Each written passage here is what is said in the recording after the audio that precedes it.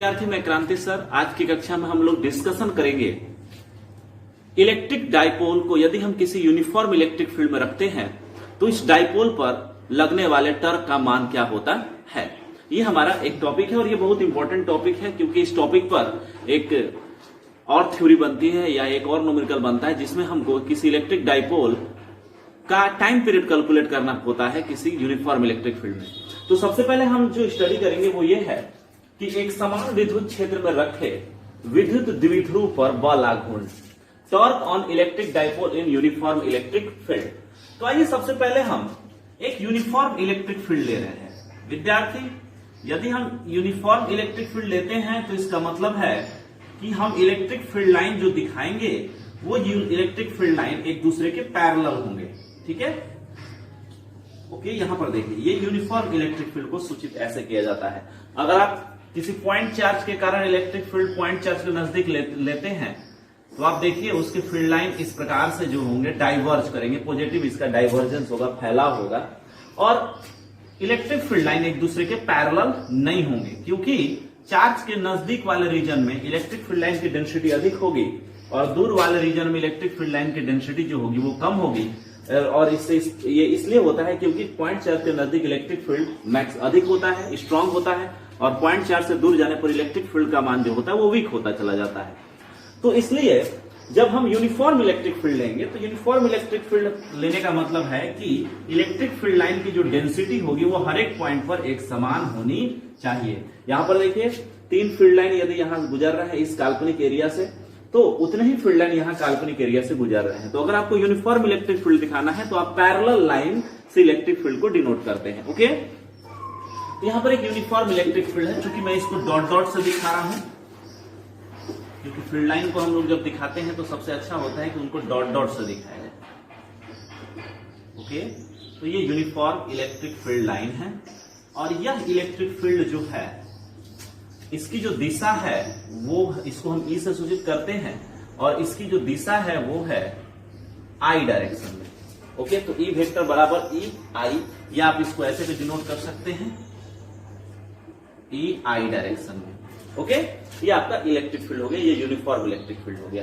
अब इस uniform electric field में हम एक इलेक्ट्रिक डाइपोल रख रहे हैं। चलिए, तो इलेक्ट्रिक डाइपोल में 2 चार्ज होते हैं, एक प्लस चार्ज और दूसरा जो चार्ज होता है वो होता है माइनस चार्ज। ठीक है, माइनस की और प्लस की मैग्नीट्यूड दोनों का समान होता है, बस चिन्ह क्या होते हैं, विपरीत होते हैं। तो ये जो चार्ज हो गया ये प्लस क्यू है और यहां जो चार्ज हो गया वो क्या हो गया, माइनस क्यू हो गया। ओके विद्यार्थी, हमने इस डाइपोल को मिलाने वाले रेखा के मध्य बिंदु को सेंटर मान लिया है और इस सेंटर पर हमने इसको क्लैंप कर दिया है, कस दिया है, ताकि ये फ्री रोटेशन तो कर सके लेकिन इसमें किसी प्रकार का ट्रांसलेशन मोशन नहीं हो, किसी प्रकार का लीनियर मोशन नहीं हो। ओके, तो यहां पर मैंने इसको क्लैंप कर दिया है और इस क्लैंप कर देने के कारण क्या हो रहा है, ये आपको एक एक्सिस मिलेगी जिसको हमने जेड एक्सिस बोला है और इस एक्सिस के पर यह रोटेशन कर सकता है। और ये जेड एक्सिस जो है वो ब्लैक बोर्ड के किधर जा रही है, अंदर जा रही है, अंदर या बाहर निकल रही है। मैं यहाँ कोऑर्डिनेट दिखा देता हूं आपको,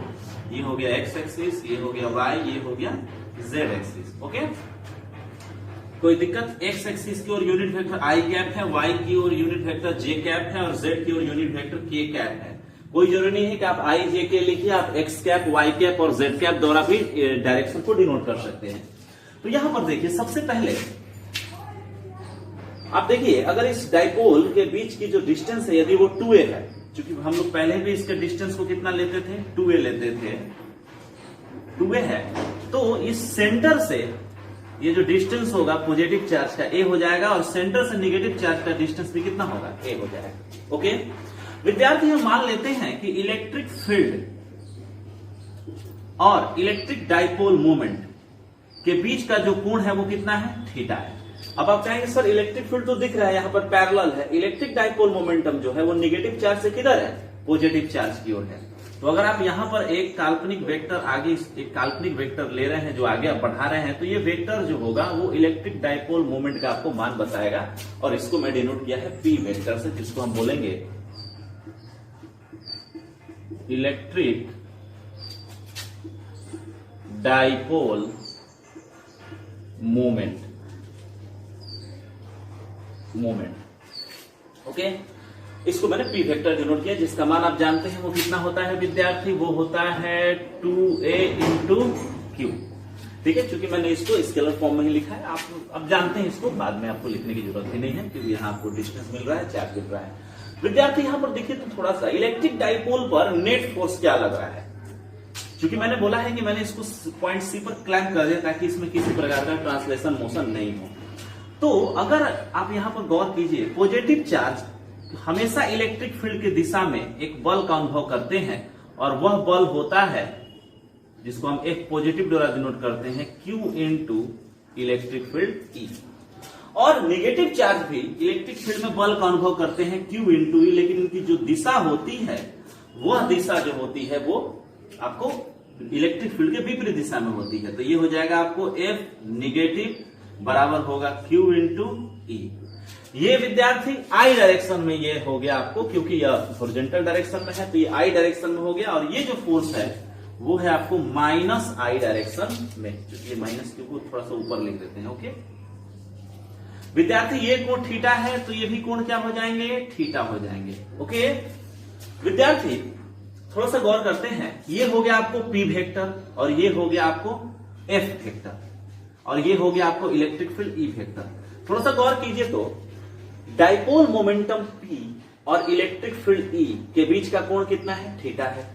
और साथ ही आप यहां पर देखिए कि अगर आप इसको सेंटर मान रहे हैं C को, तो सेंटर से यदि आप पॉजिटिव चार्ज की ओर जाते हैं तो आपको क्या मिल रहा है, A मिल रहा है, और A क्या है, रेडियस की तरह काम कर रहा है। थोड़ा सा गौर कीजिए, अगर मैं C को सेंटर मानता हूं और ये हमारा A है, और यहां पर हमने एक फोर्स अप्लाई, यहां पर इलेक्ट्रिक फोर्स Q अप्लाइड हो रहा है, तो आपको नहीं लग रहा है कि यहां जो कोण है थीटा, यही तो कोण इसके बराबर होगा। और यहां पर देखिए, ये हो गया आपको रेडियस वेक्टर R, और ये हो गया फोर्स वेक्टर F, और दोनों के बीच का कोण कितना है, थीटा है। इसलिए ये जो QE जो है वह R के साथ मिलकर एक टॉर्क उत्पन्न करेगा, और वो होगा टॉर्क R क्रॉस F बराबर R into Q into E। चूंकि R जो है वो और साइन थीटा होगा, बीच का कोण R जो है वो A है, ये हो गया Q into E sign theta. तो हम देख रहे हैं यहां पर एक टॉर्क अप्लाइड हो रहा है, ऐसा ही टॉर्क यहां पर भी अप्लाइड होगा। ये हो गया फोर्स और ये हो गया रेडियस, और एंगल जो है दोनों के बीच का कितना है, थीटा। क्योंकि अगर ये कोण थीटा है तो अगर आप इसको थोड़ा सा आगे बढ़ाते हैं तो ये भी कोण आपको कितना मिलेगा, थीटा मिलेगा। थोड़ा सा गौर करते हैं, फोर्स नेट फोर्स कितना लगेगा। थोड़ा सा गौर कीजिए, पॉजिटिव चार्ज पर फोर्स लग रहा है Q into E I direction में, और नेगेटिव चार्ज पर फोर्स लग रहा है Q into E minus I direction में। तो नेट फोर्स कितना होगा, 0, क्योंकि पॉजिटिव चार्ज पर लगने वाला force Q into E negative charge पर लगने वाले Q इंटू E को कैंसिल कर देगा, क्योंकि दोनों का मैग्नीट्यूड सेम है, लेकिन दिशा क्या है, एक दूसरे के विपरीत है। तो यहां पर हम कह सकते हैं कि इस इलेक्ट्रिक डाइपोल पर लगने वाला सम ऑफ द फोर्स कितना है, 0 है, लेकिन टॉर्क 0 नहीं है। थोड़ा सा मैं एक बार फिर आपको दिखा रहा हूं, फोर्स है, सेंटर से डिस्टेंस कितना है, A है, तो यहां पर अगर आप इसको R मान रहे हैं तो R क्रॉस है ब्लैक बोर्ड के अंदर, और यदि यहां पर आप ले रहे हैं इस फोर्स के लिए टॉर्क निकालना चाहते हैं पॉइंट C के परितः, तो ये हो गया R, और फोर्स की दिशा में हमने किया, अंगूठा अंदर गया, R क्रॉस F। इसका मतलब है कि टॉर्क की जो दिशा है वो किधर है, ब्लैक बोर्ड के अंदर है। दोनों, चाहे वो पॉजिटिव चार्ज पर टॉर्क हो, नेगेटिव चार्ज पर टॉर्क हो, पॉइंट C के परितः, ये दोनों जो है वो ब्लैक बोर्ड के अंदर है, और ब्लैक बोर्ड के अंदर होने के कारण ये क्या करेगी, इसको एंटी क्लॉकवाइज रोटेशन कराएगी। तो इसका मतलब है कि स्पष्ट है कि टॉर्क का मान जो होगा, सम ऑफ द टॉर्क जो होगा इस पूरे डाइपोल पर, वो 0 नहीं होगा। तो फोर्स 0 होगा, टॉर्क 0 नहीं होगा, इसलिए हमको फोर्स को कैलकुलेट करने की जरूरत नहीं है। तो आइए हम अपने काम को आगे बढ़ा रहे हैं, और आगे बढ़ाने के लिए हमने यहां पर हम कुछ लिख सकते हैं, हम लिख दे रहे हैं थोड़ा बहुत इसको एग्जाम के लिए, कि ऊपर के चित्र में, चूंकि आप इसको कॉपी पर जब लिखेंगे तो ये ऊपर रहेगा, तो ये इसके नीचे हमको लिखना है, ऊपर के चित्र में P वेक्टर डाइपोल मोमेंट का इलेक्ट्रिक डाइपोल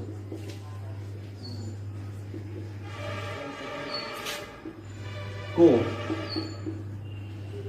के इलेक्ट्रिक डाइपोल को यूनिफॉर्म इलेक्ट्रिक फील्ड ई में रखा गया है। हो गया। यहां पर देखिए इलेक्ट्रिक डाइपोल मोमेंटम और इलेक्ट्रिक फील्ड के बीच का कोण कितना है? इलेक्ट्रिक डाइपोल मोमेंट एवं इलेक्ट्रिक फील्ड के बीच का कोण थीटा है। चूंकि थीटा चेंज होगा, ऐसी बात नहीं कि थीटा कांस्टेंट है। जब ये यहां ऐसे रहेगा, डाइपोल एकदम लंबवत रहेगा, इलेक्ट्रिक फील्ड के लंबवत इलेक्ट्रिक डाइपोल मोमेंट रहेगा तो थीटा इक्वल टू 90, और जब पैरेलल हो जाएंगे तो थीटा इक्वल टू 0, और जब आधा चक्कर घूम जाएंगे तो थीटा इक्वल टू पाई होगा। तो थीटा यहां वेरिएबल है, ऐसी बात नहीं, कांस्टेंट है। ठीक है। तब यहां पर देखते हैं कि पॉजिटिव चार्ज पर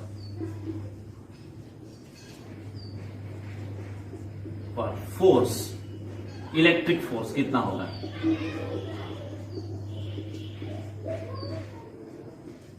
पॉजिटिव चार्ज पर इलेक्ट्रिक फोर्स कैलकुलेट करते हैं तो पॉजिटिव चार्ज पर इलेक्ट्रिक फोर्स कितना होगा?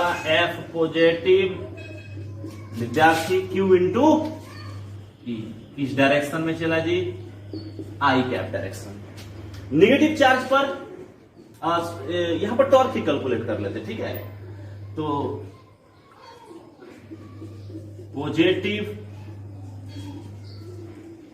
चार्ज पर टॉर्क, टॉर्क मतलब बल आघूर्ण कितना होगा? R क्रॉस F होता है तो हो जाएगा आपको टॉर्क पॉजिटिव। R के जगह पर कितना है विद्यार्थी? A है ना, F के जगह पर QE है ना, बीच का कोण कितना है? थीटा है। आप यहां पर देखिए थीटा, ये अगर यहां कोण थीटा है, ये भी कोण कितना होगा? थीटा होगा। तो इसका मतलब radius direction, radial direction R हो गया, और ये हो गया F। दोनों के बीच का कोण कितना है? थीटा। चूंकि आपको न्यून कोण लेना होता है, इसलिए आप यहां पर लिखेंगे torque positive equal to R के जगह पर A होगा, F के जगह पर Q इंटू E होगा, और एंगल कितना होगा? Sine theta. थोड़ा सा गौर करते हैं, राइट हैंड रूल से इसका डायरेक्शन निकाल लेते हैं। राइट हैंड रूल कहता है कि अपने राइट हैंड की हथेली को रेडियल डायरेक्शन में रखते हैं, आर की दिशा में रखते हैं, और अपनी उंगली को हमको मोड़ना होता है फोर्स के डायरेक्शन में। तो फोर्स के डायरेक्शन में मोड़ रहे हैं। आपका खुलता हुआ अंगूठा, देखिए मेरा अंगूठा खुल रहा है ना, दिख रहा है ना, मेरा खुलता हुआ जो अंगूठा है वो टॉर्क की दिशा बताएगा। तो किधर जा रहा है? बोर्ड के अंदर माइनस जेड डायरेक्शन या माइनस के डायरेक्शन। क्योंकि आप जेड कैप भी लिख सकते हैं या के कैप भी लिख सकते हैं, लेकिन ब्लैक बोर्ड के अंदर है, बोर्ड के अंदर, इसलिए माइनस के हो जाएगा। ओके। इसी प्रकार निगेटिव चार्ज पर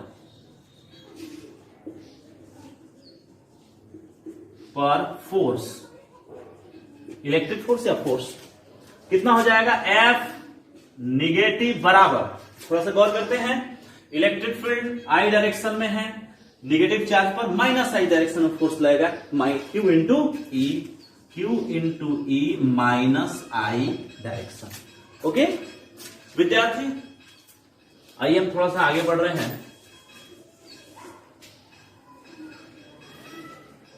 टॉर्क, नेगेटिव चार्ज पर टॉर्क,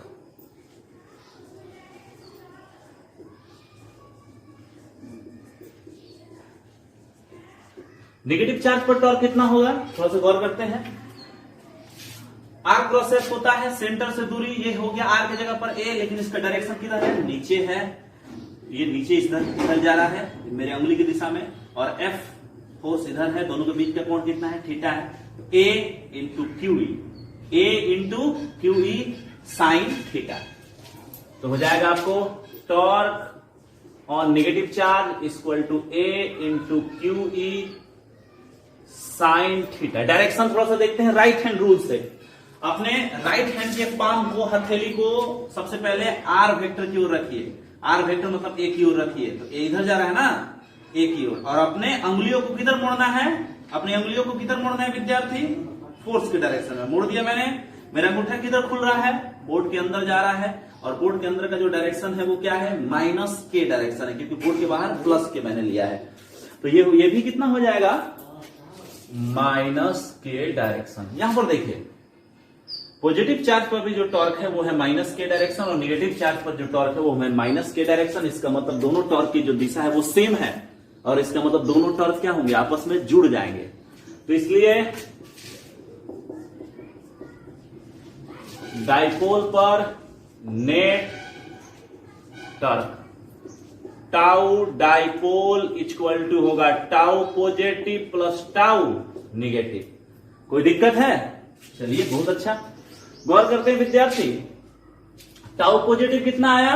टाउ पॉजिटिव है q e sine theta, q e sine theta minus के डायरेक्शन प्लस टाउ निगेटिव कितना है? निगेटिव चार्ज पर टॉर्क, सॉरी यहां ए है, a q e sine theta minus के डायरेक्शन। दोनों देखें तो सेम है, ओके। दोनों जब सेम है तो दोनों क्या होंगे, आपस में जुड़ जाएंगे, तो हो जाएगा इक्वल टू 2AQ, एक साथ रख देते हैं, ई साइन थीटा माइनस के डायरेक्शन। ओके विद्यार्थी, थोड़ा सा गौर करते हैं 2AQ क्या है। आ जाइए यहां पर, थोड़ा कैमरा को इधर लीजिएगा। ये हो गया बीच का डिस्टेंस 2a, डाइपोल के पॉजिटिव और नेगेटिव चार्ज के बीच का डिस्टेंस कितना है? 2a है, और आवेश कितना है डाइपोल पर? q है। तो डाइपोल मोमेंट p बराबर क्या होता है? 2a इंटू q होता है, क्योंकि आवेशों के बीच की दूरी और आवेश का गुणनफल जो होता है वो जो होता है वो इलेक्ट्रिक डाइपोल मोमेंट कहा जाता है। इसका मतलब ये जो क्वांटिटी है 2AQ, ये हो जाएगा P electric field E sign theta minus के डायरेक्शन। ये हो गया आपको टॉर्क डाइपोल। ओके विद्यार्थी, आप इसको एक और फॉर्म में लिख सकते हैं, क्रॉस प्रोडक्ट के फॉर्म में। थोड़ा सा गौर करते हैं, इस पिक्चर से हम थोड़ा सा आपको समझा रहे हैं। विद्यार्थी, निगेटिव चार्ज आपको यहां था, ये पॉजिटिव चार्ज है। नेगेटिव चार्ज से पॉजिटिव चार्ज की ओर जो दिशा मानी जाती है वो होती है इलेक्ट्रिक डाइपोल मोमेंट की दिशा। ओके, तो आपके इलेक्ट्रिक डाइपोल मोमेंट की जो दिशा है वो पी वेक्टर है, नेगेटिव से पॉजिटिव। देखिए सॉरी, यहां नेगेटिव है, नेगेटिव से पॉजिटिव की ओर।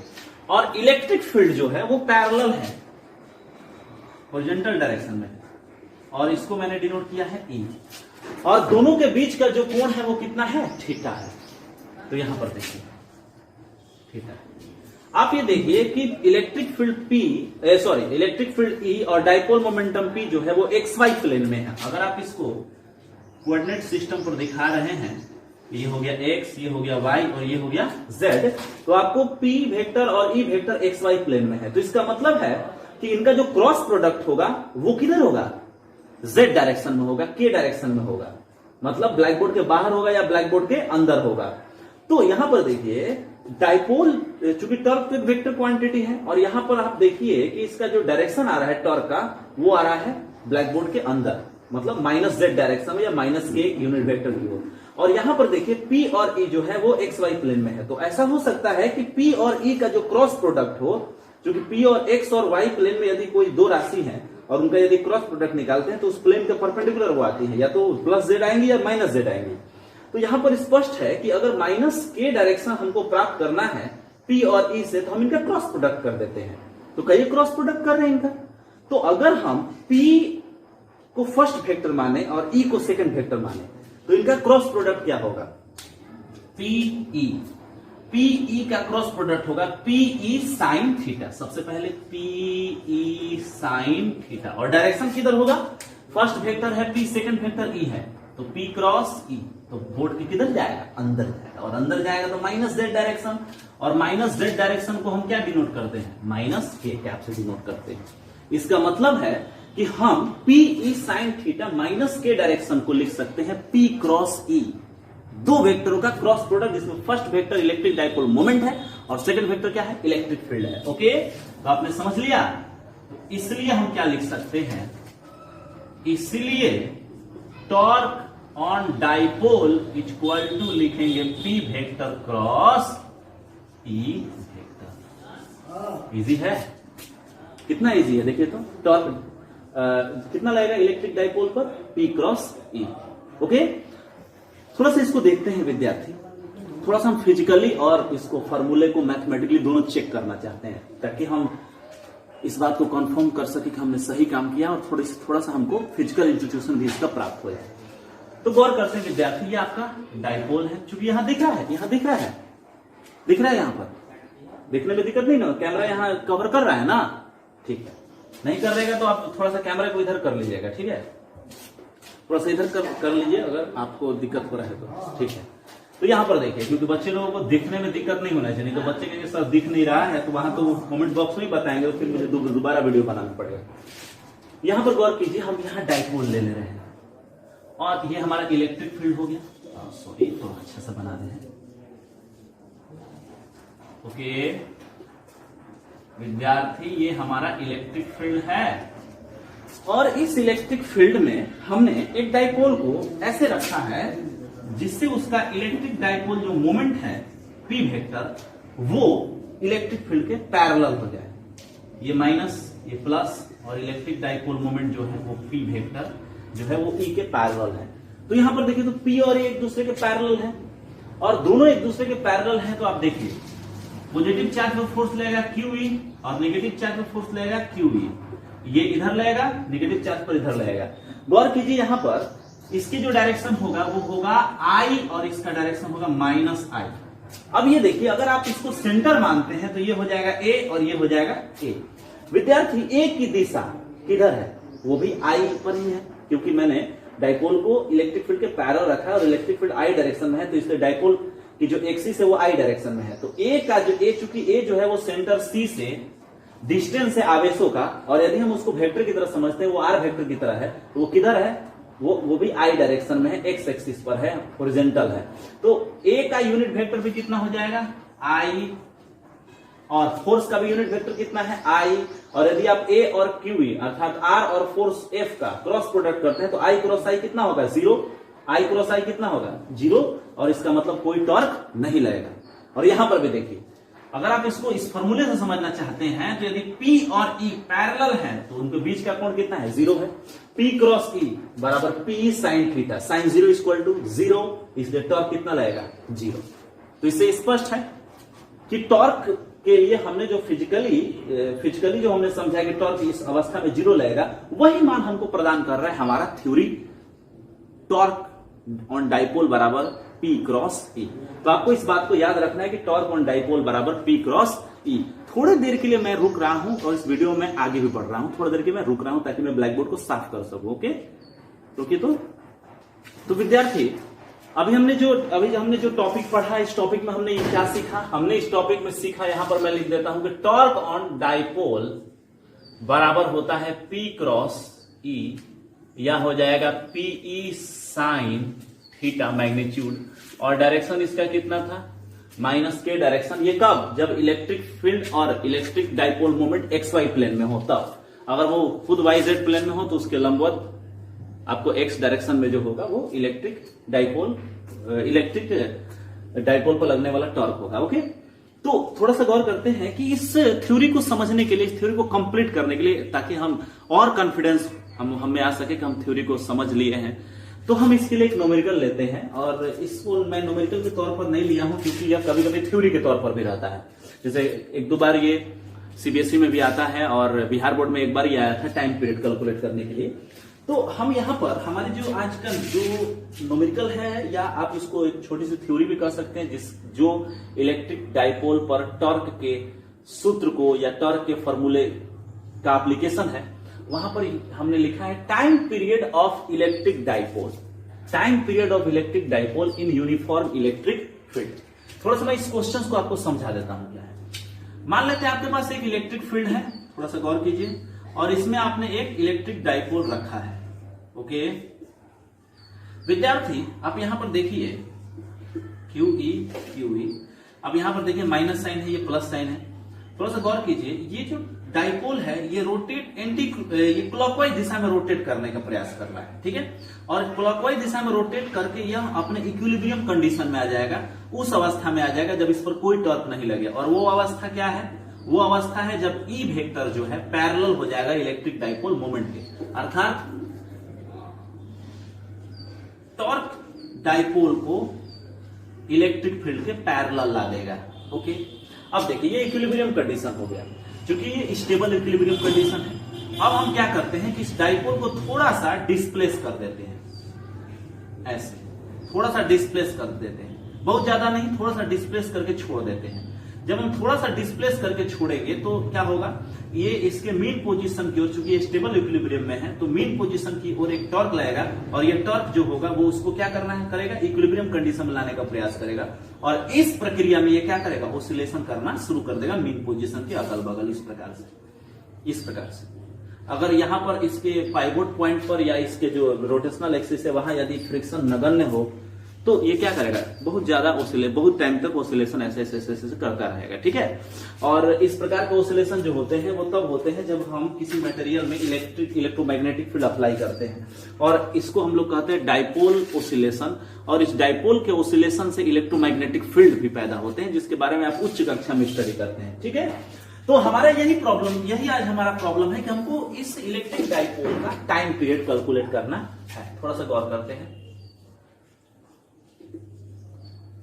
मैं थोड़ा सा पिक्चर में दिखा देता हूं, इसको दिखाने की जरूरत नहीं है, लेकिन कुछ आइडिया है जिनको समझाने के लिए मुझे इसको दिखाने की पिक्चर में जरूरत है। ओके, ये हो गया आपको प्लस, और ये हो गया आपको माइनस क्यू, ये हो गया आपको प्लस क्यू, और ये हो गया इसका इलेक्ट्रिक डाइपोल मोमेंट जिसको डिनोट किया गया है P से, और ये हो गया आपको इलेक्ट्रिक फील्ड जिसको डिनोट किया गया है E से। और चूंकि मैं यहीं इसको दिखा देता हूं, E वेक्टर, ये E वेक्टर, और दोनों के बीच का कोण कितना है, थीटा। विद्यार्थी, इस पर लगने वाला जो टॉर्क होगा वो टॉर्क इलेक्ट्रिक फील्ड द्वारा जो टॉर्क होगा, यह टॉर्क इसको इक्विलिब्रियम कंडीशन में लाने का प्रयास करेगा।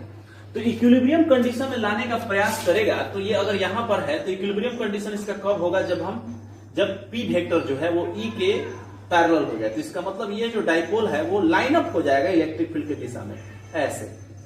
तो अगर ये डाइपोल यहां से यहां आ गया रोटेट करके, ऐसे रोटेट करके, तो इसका मतलब थीटा बढ़ रहा है कि घट रहा है, घट रहा है, डिक्रीज हो रहा है। तो इसका मतलब है कि इलेक्ट्रिक फील्ड द्वारा अप्लाई जो इलेक्ट्रिक टॉर्क है या डाइपोल पर जो टॉर्क है वो थीटा को रिड्यूस करने का प्रयास करता है, थीटा को हमेशा घटाने का प्रयास करता है। इसलिए हम यहां पर लिखेंगे torque due to electric field equal to P cross E, but यहां क्या लगा देंगे, माइनस लगा देंगे। अब आप कहेंगे सर माइनस क्यों लगा दिया, देखिए यहां पर क्लियर कैसे होगा, माइनस PE साइन थीटा। गौर कीजिए यहां पर कि यहां पर माइनस लगाने का मतलब है कि यह माइनस जो है वो ऑब्जर्व किसके पास हो जाएगा, थीटा के पास हो जाएगा। देखिए यहां पर आप इसको ऐसे लिख सकते हैं, PE साइन माइनस थीटा। अब देखिए ये साइन थीटा ने इसको ऑब्जर्व कर लिया है। अब माइनस थीटा का मतलब क्या है, माइनस थीटा का मतलब यह है कि थीटा क्या हो रहा है, रिड्यूस हो रहा है, थीटा घट रहा है। क्योंकि अगर यहां पर हमने डाइपोल को ऐसे रखा है तो ये डाइपोल जो है इस प्रकार रोटेट करेगा, और थीटा जो होगा वो एंटी क्लॉकवाइज नहीं, उसका ये रोटेशन एंटी क्लॉकवाइज नहीं होगा बल्कि क्लॉकवाइज होगा। और जब क्लॉकवाइज रोटेशन होता है तो थीटा का मान क्या लेते हैं, ऋणात्मक लेते हैं। या फिर आप इसको ऐसे भी एक दूसरे भाषा में कह सकते हैं या दूसरे तरीके से कह सकते हैं कि यहां पर जो टॉर्क है वो थीटा को घटाने का प्रयास कर रहा है, रिड्यूस करने का प्रयास कर रहा है। इसलिए हम यहां पर क्या दे देंगे, एक माइनस साइन दे देंगे अपने से। ठीक है, ओके विद्यार्थी, थोड़ा सा गौर करते हैं, मार्कर में चेंज कर लेता हूं, थोड़ा सा गौर कीजिए विद्यार्थी। टॉर्क बराबर होता है, टॉर्क इक्वल टू होता है I इंटू अल्फा। अब आप कहेंगे कि I इंटू अल्फा क्या है, तो I जो है वो मोमेंट ऑफ इनर्शिया है, ये हो जाएगा आपको मोमेंट ऑफ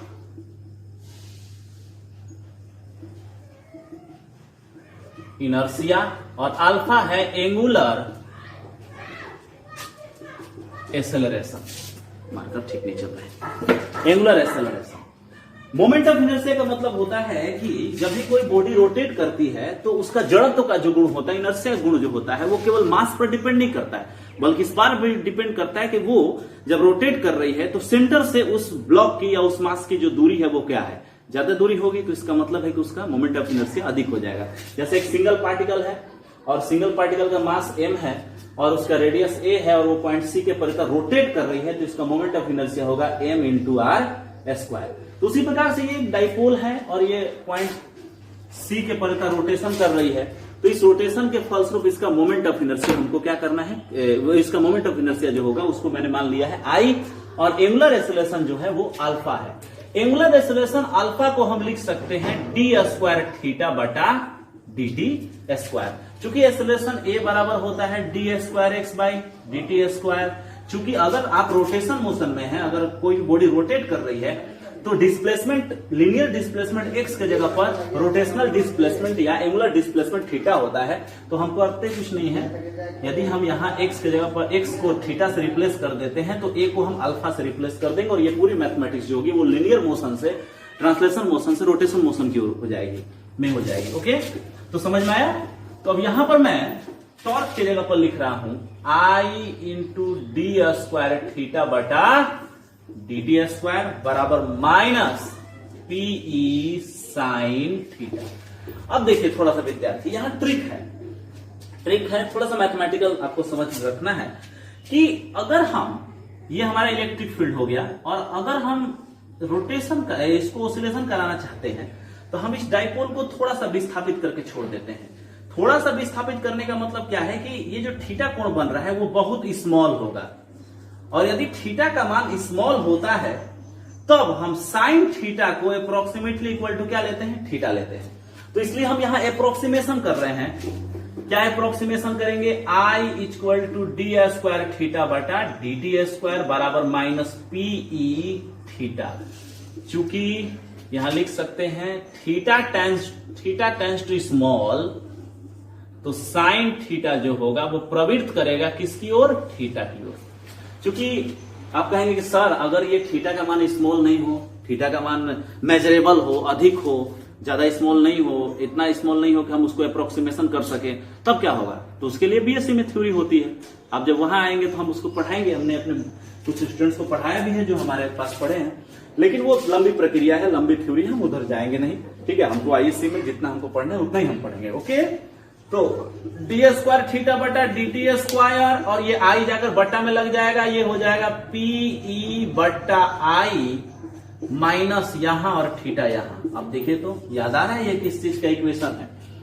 ये इक्वेशन जो है, ये इक्वेशन है मार्कर हाँ मार्कर को डालिए, इंक डालिए, तब तक हम पढ़ा रहे हैं। दिख नहीं रहा है क्या, दिख रहा है ना। थोड़ा सा हम गाढ़ा करके इसको लिखेंगे धीरे धीरे, जल्दी लिखने से हो जा रहा है। डी स्क्वायर थीटा बटा d t square minus p E बटा आई इंटू थीटा। थोड़ा सा इसको एक लाइन और बढ़ा देते हैं, ये हो जाएगा डी स्क्वायर थीटा बटा d t square plus PE बटा I into theta equal to क्या होगा, 0। यह इक्वेशन जो है, यह इक्वेशन है एसएचएम का। ये एसएचएम का इक्वेशन है। याद आ रहा है आपको, आपने एसएचएम पढ़ा है। यदि आपने एसएचएम पढ़ा होगा तो आपको एसएचएम का इक्वेशन याद आ रहा होगा, जिसको मैं थोड़ा सा आपको दिखा देता हूं। ठीक है विद्यार्थी, हमने क्लास 11 में ऑसिलेशन चैप्टर में पढ़ा है कि यदि कोई सिस्टम ऑसिलेशन कर रहा है तो उसका इक्वेशन जो होगा वो होगा d square x by d t square plus omega square x equal to कितना होना चाहिए, 0। जिसमें ओमेगा जो है वो एंगुलर फ्रीक्वेंसी है, और अगर कोई भी इक्वेशन इस फॉर्म में आता है, हो सकता है यहाँ थीटा आई की जगह पर एक्स की जगह पर थीटा हो जाए, या हो सकता है चार्ज हो जाए, कोई भी डिस्प्लेसमेंट हो सकता है। क्योंकि डिस्प्लेसमेंट का मतलब केवल यही नहीं होता है कि आप डिस्टेंस ट्रेवल कर रहे हैं। ठीक है, फिजिक्स में, क्लासिकल फिजिक्स में डिस्प्लेसमेंट का व्यापक मतलब होता है। जैसे अगर आपके पास सर्किट है और सर्किट में आवेश प्रवाहित हो रहे हैं तो आवेश डिस्प्लेसमेंट की तरह काम करते हैं। यदि स्पेस में इलेक्ट्रिक और मैग्नेटिक फील्ड प्रवाहित होते हैं तो वो भी डिस्प्लेसमेंट की तरह व्यवहार करते हैं, क्योंकि उनकी सारी मैथमेटिक्स डिस्प्लेसमेंट की तरह ही होती है। जैसे कैपेसिटर के अंदर आप जाते हैं तो चार्ज वहां डिस्प्लेसमेंट की तरह व्यवहार करता है, इंडक्टर के अंदर करंट डिस्प्लेसमेंट की तरह व्यवहार करता है। तो यहां पर हम कह सकते हैं कि यह जो इक्वेशन है एसएचएम का, यह जो इक्वेशन है, ऐसा ही इक्वेशन ये भी है केवल x के जगह पर थीटा है, लीनियर या ट्रांसलेशन वेरिएबल्स के जगह पर एंगुलर वेरिएबल्स है, और ओमेगा स्क्वायर की जगह पर कितना है, p बाई आई है। तो कह सकते हैं, इसलिए हो गया मार्कर, लिंक डाल दिए, थैंक यू। चलिए, तो यहां पर क्या हो जाएगा, यहां पर हो जाएगा विद्यार्थी, ये जो टर्म है ये ओमेगा स्क्वायर की तरह है, तो इसलिए ओमेगा स्क्वायर एंगुलर फ्रीक्वेंसी का स्क्वायर बराबर हो जाएगा पीई बटा में आई, और इसलिए ओमेगा बराबर हो जाएगा रूट अंडर पीई बटा आई। ओके, और यदि ओमेगा मिल गया तो आपको टाइम पीरियड मिलना एकदम आसान हो गया। Time period t equal to 2 pi बटा ओमेगा 2 पाई बटा रूट अंडर पीई बटा आई, इसलिए time period of dipole in uniform electric field for small angle equal to 2 pi I बटा पी इंटू। कोई दिक्कत, कोई प्रॉब्लम? बहुत ही सिंपल कैलकुलेशन है, बहुत सिंपल कैलकुलेशन। यहाँ पर थोड़ा सा गौर करते हैं विद्यार्थी, यदि इलेक्ट्रिक फील्ड का मान आप बढ़ा रहे हैं तो क्या होगा, ऑसिलेशन का टाइम पीरियड घट जाएगा, जल्दी जल्दी ऑसिलेशन होगा। इलेक्ट्रिक डाइपोल मोमेंट बढ़ रहा है, ऑसिलेशन जल्दी जल्दी होगा, आई का मान बढ़ेगा।